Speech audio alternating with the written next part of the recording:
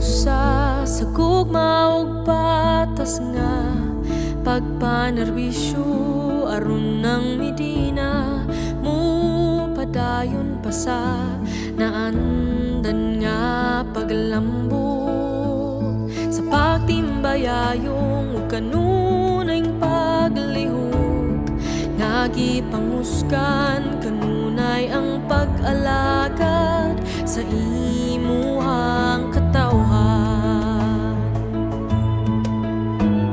Nakita nako ang kada pagpaningkamot ug sakripisyo sa kada hagit ug pagsulay kauban ko nimo.